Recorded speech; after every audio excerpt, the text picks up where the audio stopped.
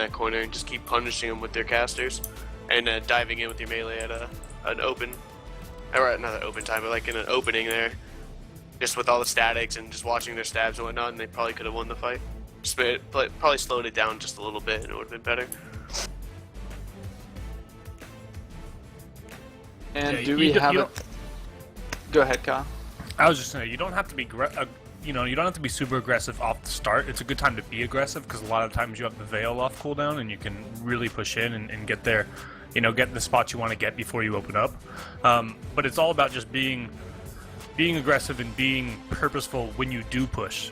You can hold off, wait for the time, trying to wait out their bomb, and then go aggressive at that point. But it's all about just producing something when you do go aggressive and when you do push with your front line and having your back line support it. And if you don't, you just nothing's going to happen, regardless of if you do it at the beginning of the round, the end of the round, the middle of the round, doesn't matter. I agree with you, Kyle. I see a lot of guilds, they like try to push in and be aggressive, but then they look like a bunch of lost puppies out there, just like stab one, like they just lose like all sense of direction of what they wanted to do. Maybe that's possibly the leader, but that takes time to adapt to and figure that out as a leader and as a driver per se, not a leader, as a driver to figure out your target and your game plan. I mean, that should be known to the whole guild, but sometimes it's good to be aggressive, but you can also pull out just to slow down the fight and get into your control. Usually being aggressive right off rip is usually to generate that one down. If you didn't generate it down, you need to get back out, regroup, and go back in and play off what happened, or be reactive sometimes. But nonetheless, it was a good push by them. I hope they continue doing it. Catching him off guard definitely helps. So right now the score is 4-1 in favor of him, as we are still waiting on the timer for we actually the 6th just set. got the time. It's gonna start in 53 seconds here at 4 flat. Alright, so as Whitehelm just relayed to you guys, 4-0-0 on the tick timer for this 6th set of 7 series matches. Right now in favor 4-1 for him. Looks like we do finally have some pre-buffing going off from TFH, which I haven't seen. Might have been doing it a little bit. I haven't been paying attention too much, but we do have some pre-buffing going off from him on the north side, and still again those melee drills, kind of keeping them sharp, keeping them fresh, keeping them loose on the him side of things down on the south end.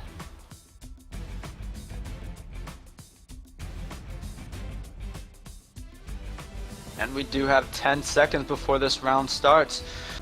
We're going to see early empower over there by TFH, and now into the stealth field. They're going to blast it to full effect, and we do have a shadow refuge for the casters down there on the south, but we do have a revealed pet from a him ranger kind of showing where they are, but TFH isn't able to see that, and him gets the engage. They leap up to the north side, big counter bomb going off from TFH, and him pulling back on the south side. TFH not really taking a whole lot of damage, but it looks like the driver's getting focused. He's gonna have to pull back up on the north for a regroup.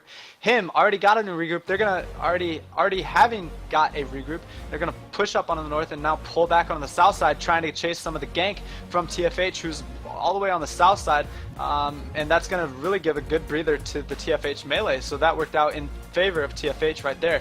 TFH kind of dictating the push now, pushing them back onto the south side, and the melee from him kind of counter bombing, not really getting anyone caught. And then now they do get one down, and I cannot quite see what class that is. That's Warrior down for TFH, so 14 versus 15 right now, him's way.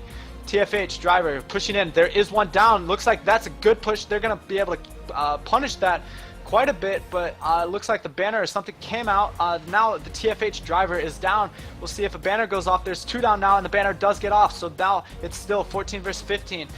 Driver getting caught up for TFH. He's going to have to pull back and regroup, get a quick water, and nice full empower. Try to get everyone back up to 100, but they are really pushing him back into their own corner, not giving their casters too much room to work with. But we'll see whose side that really benefits. And TFH driver pushing in deep. There it goes down now 1.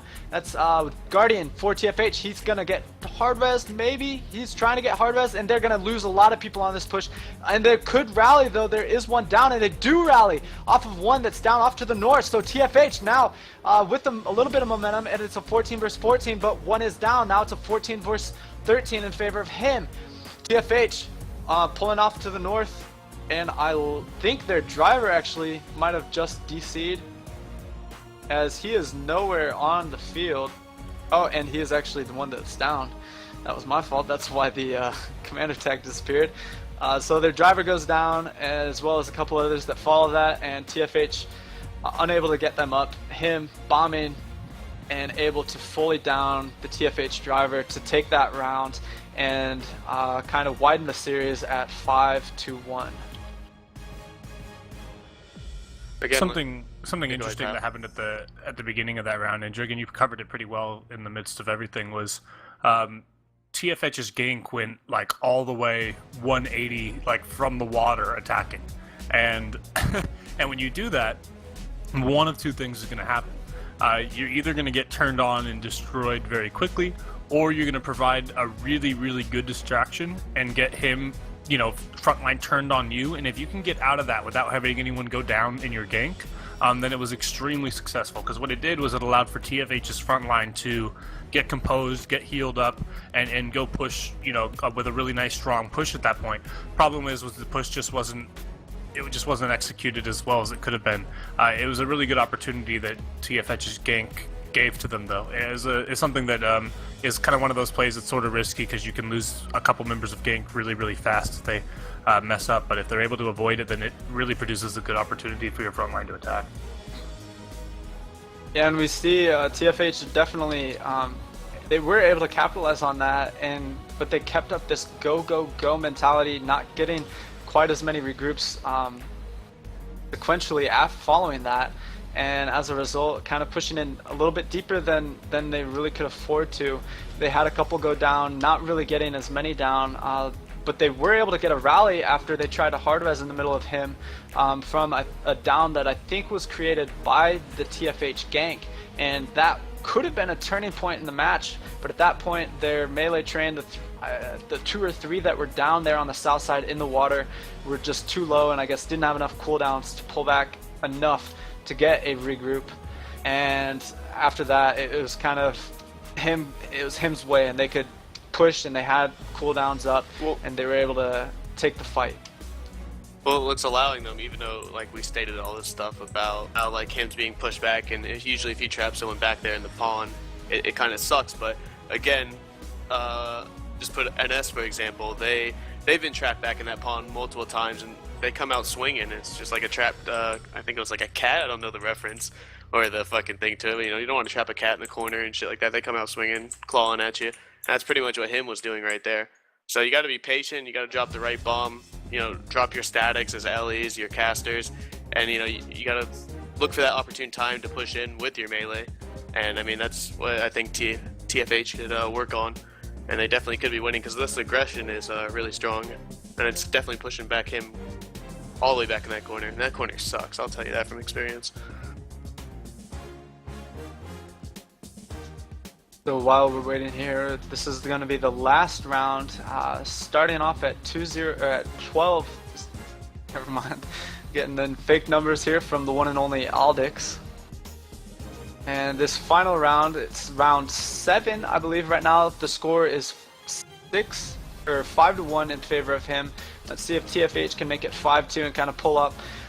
They've put on a pretty good display so far, and nothing to hang their heads on at all yet, but I know one more round would make it a much better feeling for them and their guild going forward. So this round, starting here in about 5 seconds, we have the Empower going off from TFH, and now we have the blast field, or the smoke field, getting blasted from TFH. TFH not really being as aggressive, kind of doing what they did the last round, kind of baiting out that first veil by him, but they have enough stealth that they're able to outlast him, but him dictating where the push is going to go.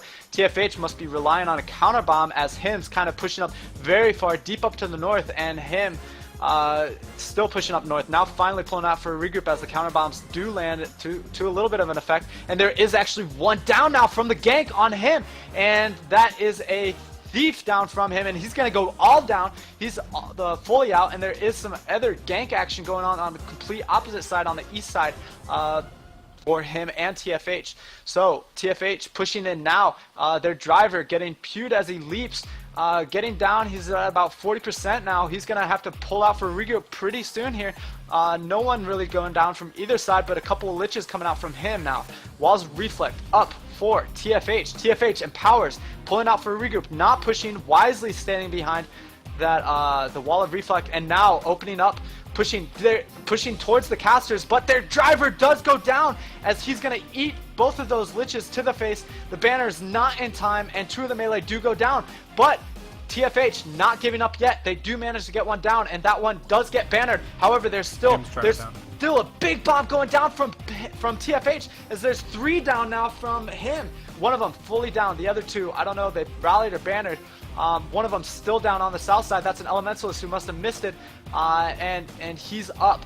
TFH not giving up yet. They're gonna have to pull out for regroup with a little bit. They're not that organized without the driver. That's a big blow for them, but it looks like they're still doing pretty well. Trying to put out some range pressure. They've lost now 5, it looks like, with him losing, I believe, 2. And TFH going in for the engage again. 2 of them dropped there due to the bomb from him. Him in control of this fight now. It's definitely him's way, and him's gonna clean this up. Him's just gonna clean up, making this 6-1 in favor of him, taking the round and the win. We were really, really close. Maybe about 2 to 600 health away from having a driverless GvG there for a moment, because him's driver, Fail, went down and was... the banner took a long time. I don't know whether it was just later or whether he got down again or something like that, but regardless, he got bannered, but he was at, I mean, minimal health. I thought for sure he was going to go full dead, and then it would have been really interesting, but because he was able to stay up and get healed back up from empowering and his, his allies, it was just kind of one guild having a driver versus the other one not, and at that point it's pretty hard to come back. Yeah, absolutely. And hey, real quick, before I personally go, I do want to throw in a plug. Myself, and Kyle will be shoutcasting some of the following GvGs. I'm not sure exactly when, but make sure you're tuning in anytime this stream is up and active, as we are streaming all of the GvGs in this Tier 2 NA Invitational 15 vs 15 tournament.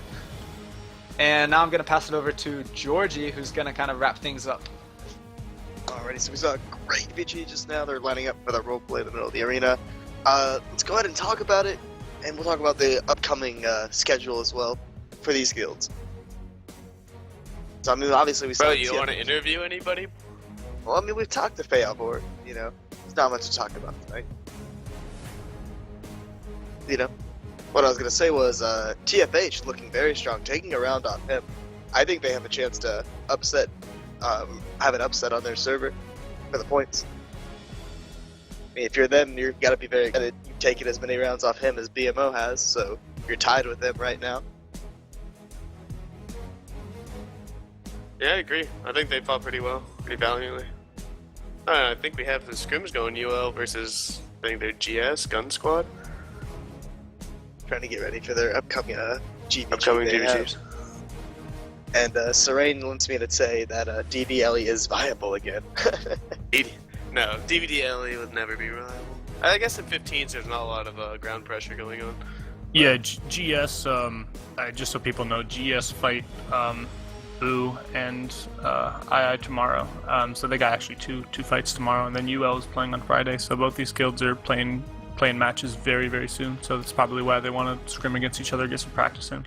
Yeah, are you going to be commentating tomorrow? Because I'll be here tomorrow, yeah. You're going to be here? Nice. Yeah, I'll be here. I'll be out on Saturday, so probably Monday. So Drigan will be doing those days. Nice. And which days? Week, which days are you gone, Georgie? Saturday, Sunday, and Sunday, Monday. Okay. Alright, awesome. So I look forward coming Boo versus GS match. Obviously, a lot of hype around GS's gank. And one thing, and their guild in general, coming from Tier 1. One thing, though, about Boo that I really like is they've been the underdogs in this tournament, and they're shining through quite nicely. They're shining bright like a diamond? Yeah, that was the one I was trying to go with. like to point out that matchup is actually this Saturday. Tomorrow, Oh, it's Friday, Saturday. we actually have Bomb versus GS and Bomb versus Alright. IX. Boo versus GS is on Saturday, as well as II versus Okay. GS. So Drake's I'm gonna be there for those Kyle, and matches. I don't know what day it is.